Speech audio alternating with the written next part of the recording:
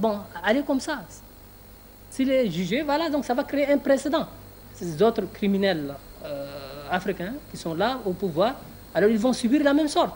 Alors au moins, ils vont avoir peur.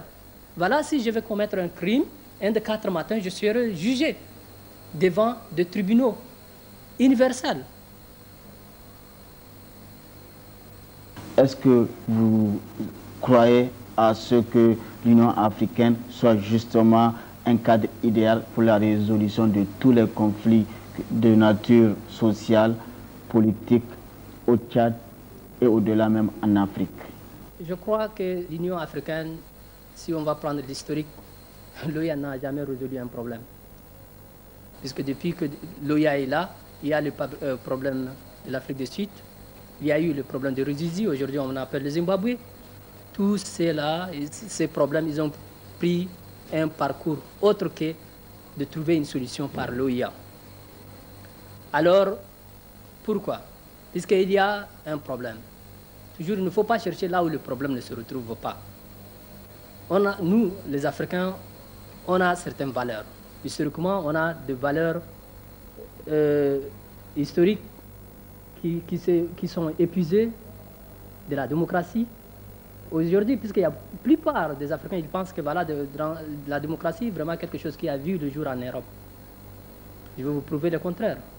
Ici, tout près ici, dans les bassins de Niger, le temps de Amadou, le temps de Ousmane Damfadio, le temps de Omar Tal, le temps de Samouri.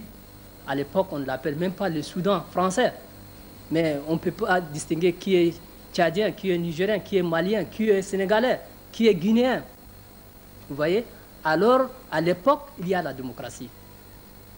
Vous voyez, il faut lire, et je vous vraiment, donc, je vous donne, je vous suggère de lire les mémoires ou bien la lettre de Ousmane Damfadio. C'était encadré sur 4 points.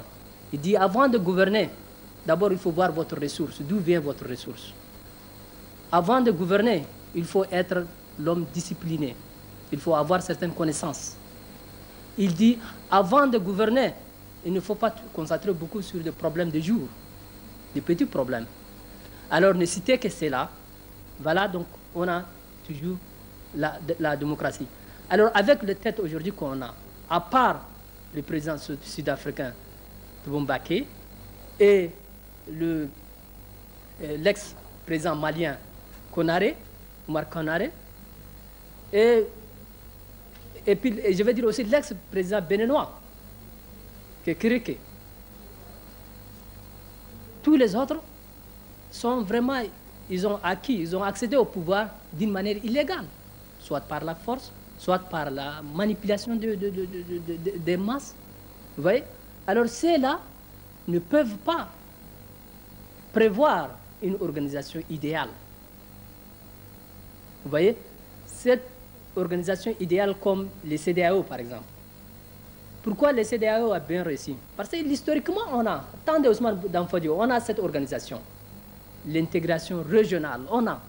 Franchement dit, allez-y dans notre histoire, vous allez le trouver. Voilà, donc des gens comme ça, des gens qui ne sont pas intègres, vous voyez, ne peuvent pas prévoir une organisation idéale. Alors, donc vraiment, donc, on a besoin de changement de mentalité en Afrique, surtout l'Afrique francophone. Pour qu'on aura une organisation vraiment bonne et différente, pour qu'on aura des tribunaux comme celui de l'Europe, c'est très facile. Parce que ça a besoin de gens intègres. Comme mon exemple toujours, Alpha Omar Konaré, ou bien donc ATT, Amadou Toumani Touré. Il a accédé au pouvoir par la force. Il a laissé le pouvoir. Il est revenu par le jour. Voyez l'exemple. Et puis aussi le cas ici, au Niger, le cas de Tanja. Il était militaire, il était colonel. Vous voyez? Aujourd'hui, vraiment, donc, quel genre de président qu'on a? Celui qui, aujourd'hui, le président de la République, chef de l'État, il est aussi le président des CEDEAO. Hein? Dans tous les là où il y a les problèmes africains, lui, il participe. Tout récemment, il était en Côte d'Ivoire pour voir la différence ivoirienne. C'est pourquoi, bon, même vraiment, l'essence de mon séjour ici, Je voudrais passer par le Niger. Pourquoi donc voir cette démocratie et puis pour discuter. Quand on a un problème, vous voyez, quand on dit des linges sales, c'est lave en famille. Puisque le Niger, moi, là où je suis, mon oncle paternel et maternel, les deux sont enterrés ici, dans les régions de Ngigimi. Vous voyez? Alors donc, je ne me sens pas étranger, je me sens chez moi. Vous voyez, là, je me retrouve. Personne ne peut me distinguer si je suis nigérien ou tchadien. Au moins que c'est moi qui le dis. Je vous remercie vraiment.